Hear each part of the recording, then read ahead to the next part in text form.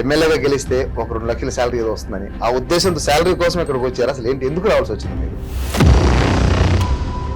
Packages కోట్లలో ఉంటాయి మనకి, కానీ నాకు డబ్బు అనేది మా క్రైటీరియా కాదు. నేను ఆల్రెడీ అప్పటికే మాది అఫ్లుయెంట్ ఫ్యామిలీ, మా ఫాదర్ అన్నీ చాలా సంపాదించిన తర్వాతనే పాలిటిక్స్లోకి వచ్చారు.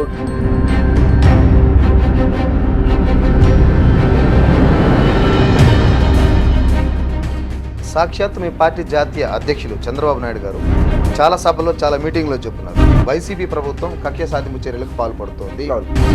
ఇప్పుడు మీ మాటలు ఏంటంటే రేపు మీరు అధికారంలోకి వస్తే మీరు కూడా కక్ష సాధింపు చేస్తారా? లేదండి, కక్ష సాధింపు ఇప్పుడు మీరు అదే కదా అన్నారు, మేము కూడా వదలము అది అనేసి. ప్రజా సంపదని దోచుకున్నారు.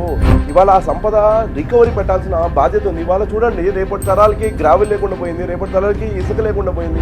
ఇసుక మన ప్రజలకు ఎవరు దొరకట్లేదు, పక్క ప్రాంతాలకు వెళ్ళిపోయింది. ఇప్పుడు రాజకీయ నాయకులు వాడుతున్నటువంటి భాష అత్యంత దారుణంగా, హేయంగా ఉంది. ఇంట్లో ఉండే లేడీస్ని కూడా లాగడం అది చాలా దారుణం. ఒక యూత్గా ఇట్లాంటి భాష ఇట్లాంటి వింటున్నప్పుడు మీకు ఏమనిపిస్తుంది? నాకు మనము ఒక పబ్లిక్ రిప్రజెంటేటివ్ అంటే